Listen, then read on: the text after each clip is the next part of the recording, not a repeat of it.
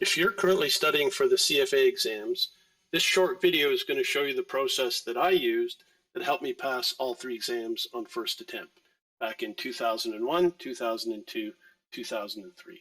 So hang on, and hopefully I can help make you into a star candidate.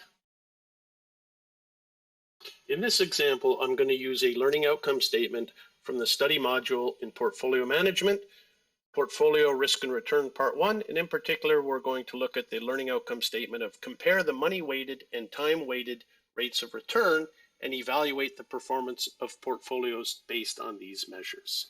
So just a quick reminder of where this fits into the overall curriculum for CFA Level 1.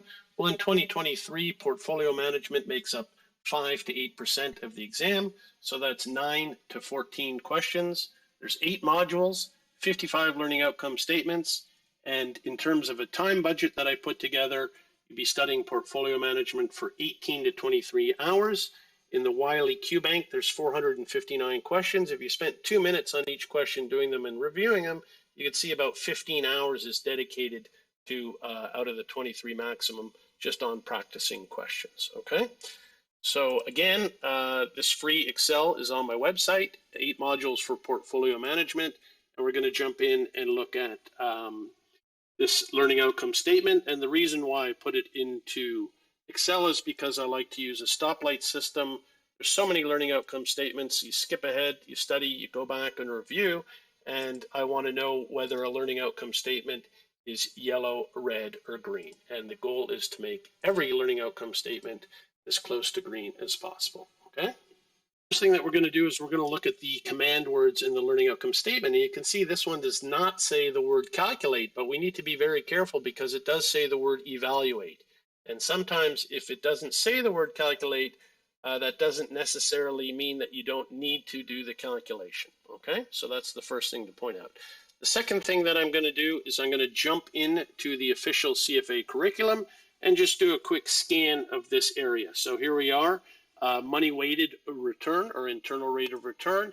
If I click through, we can see that there's an example here. They're not giving us any calculator keystrokes, they're giving us the cash flows, okay? So just skipping through this section a little bit, and then we can see we get into a blue box example. And in this blue box example, they're asking us here to calculate the money-weighted rate of return. And again, they're giving us the algebra, but no calculator keystrokes. So the second thing that I'm going to do is I'm going to jump into the Wiley study guide. And for this learning outcome statement, we can see here it is again, compare the money-weighted and time-weighted rates of return. I'm gonna now use the study guide to help guide me through the official curriculum, because we can see here that for the money-weighted rate of return example, indeed, there are the calculator keystrokes, so this is very convenient when you're learning the curriculum for the first time. So this shows you why the study guide is such a good complement to the official text, because you can see I've highlighted here, there's the example. I'm not even going to go through the examples, but you can just show, I'm just going to go through the calculator keystrokes, and once you understand the shorthand for this, it becomes fantastic. So it's telling you to hit cash flow. You can see I've got some old cash flows in there. So it's saying second, clear CE, and what that does is it clears the cash flow register. Then it's telling me 40 plus or minus key. I'm going to hit enter, and then I'm going to arrow down, and then I'm going to hit 15, and I'm going to hit enter, and I'm going to arrow down twice. Cash flow number 2 is going to be 16.5, 16.5 plus or minus key, so that's a negative cash flow. I'm going to hit enter. It tells me to arrow down. See, that's frequency 1, so that's why you arrow down twice to get to the third cash flow, which is 20.5 plus or minus, so it's a negative. I'm hitting enter, arrow down, and then I have a positive cash flow here, which is 43.5. It's asking me to enter, arrow down, finally a fifth cash flow, which says 36, and it hits enter, so it's a positive. Then it tells me to go to the IRR key, and then it tells me to compute, and I've got 7.9677, okay? So without working through the whole question, just showing you that if you can follow the calculator keystrokes, it's fantastic, because what's going to happen is you're going to go back to the textbook and you're going to look at these cash flows in the blue box examples and in the end of chapter questions, and the study guide is showing you how to do the calculator keystrokes, okay? The next thing that I'm going to do is I'm going to go into the Wiley system and watch the video for this section. Now they want the money-weighted rate of return. So watch this. You ready? Balance from the previous year. Well, at the beginning of the year, we had nothing. Okay, then somebody put $40 into the portfolio. Okay, these videos are fantastic. They're done by Peter Alinto, world famous, fantastic trainer. Two things. Number one, you can put up the closed captions, so you can, if English is not your first language, you can follow along while the video plays. The second thing is there is the transcripts available, so you can go back and read and match the video, okay? Just to point out and reinforce the fact that the video and the study guide match the example, the blue box example in the official curriculum. So if you watch the video and you go back and then work through the blue box, you shouldn't have any problems with either the blue box example in the official curriculum or the end of chapter questions, okay? So the next thing that I'm going to do is start to practice. Okay, so a quick reminder for this module, Portfolio Risk and Return Part 1, in the Wiley Test Bank, there are 104 practice problems, okay? So while you're working through the system, you can call up at one point just a quick link to the test bank, and it'll bring you up 8 questions right away. So you can see that this one is asking for the money-weighted rate of return. This one's asking you to calculate the money-weighted return. Again, another question on money-weighted return. So what I recommend is that once you've gotten through looking at the study guide, looking at the video, practicing the calculator, you jump into the practice problems right away. Then you review your progress. When you get a question wrong, you go back to the official curriculum, comb through it, and see where you may have made some mistakes, okay? Again, I'm going to go back to the official curriculum, look at the end of module practice problems and their solutions. Indeed, you can see here question number 6 and question number 7. Question number 6 is saying which return measure over the 3-year period is negative. So that looks like indeed you do need to be able to calculate the money-weighted rate of return.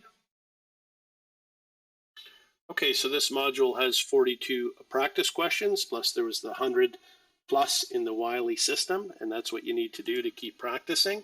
And if we go into the solution for number 6, you can see that indeed they do the calculations for the time-weighted rate of return, and so you have to know how to do the calculations, okay? So here for the solution for question number 6, you can see that they're giving us the cash flows. But if we look at it closely in the text, again, they're using the algebra. They're not giving you the calculator keystrokes, and you need the calculator keystrokes, obviously, for the exam. So again, if we go to cash flow and second, clear it off, and then we go to cash flow, we can see here CF01 is 1,000 negative. So remember 1,000 plus or minus key, hit enter, arrow down. Cash flow number 1 is a negative 2850. So 2850 negative, hit enter.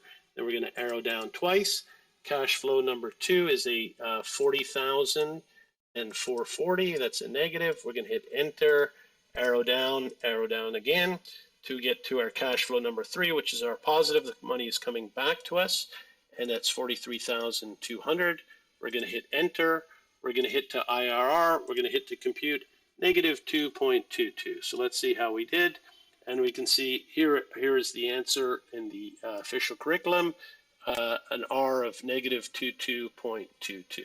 So going back to that question, we can see that C is correct. The money-weighted rate of return considers both the timing and amounts of investments to calculate the money-weighted return.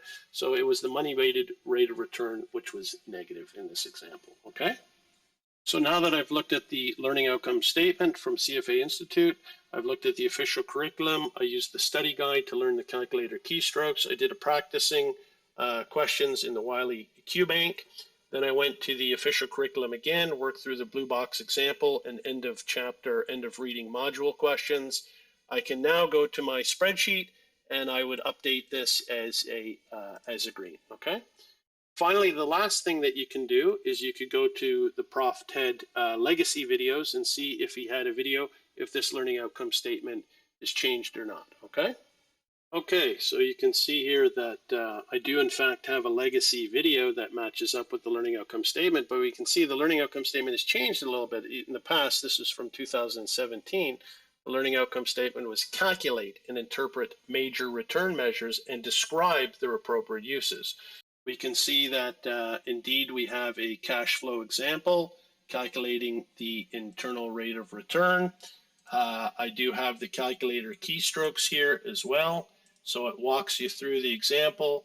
I use some color coding, some circling, some tips and tricks. And in fact, if we go back and then some practice problems at the end as well in that video. Finally, with the CFA official curriculum here on the left-hand side, we can see that the balance at the end of the year, 36.05 from my video 36.05. So I walk you through the example in the textbook. It has not changed since 2017. So everything should be all smiles and very good for that learning outcome statement. So that concludes this video on my tips for the process for studying for CFA, regardless of any level. And a quick reminder that Prof Ted and Wiley, we have a self-study course special offering, materials only, for all 3 CFA levels, 2023. We can see that for level 1, you've got access to the Wiley CFA self-study course, the ebook. We've added the 90 hours of video lectures, 1 year access to a private TED MS Teams support. You get Wiley 24/7 customer service.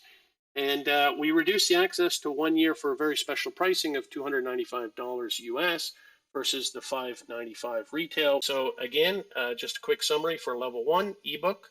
It's over 5,000 of exam style questions if you include the 2 mock exams. The 90 hours of videos, course outlines, exam planner, 30 to 45 minute bite-sized lessons, the dashboard, 90 pages of the formula sheets, the mobile app, and the adaptive review. Okay, so hopefully we're going to make you into a star candidate, and you'll be smiling after you pass that exam on first attempt. Okay, so thank you for your time, and have a great day.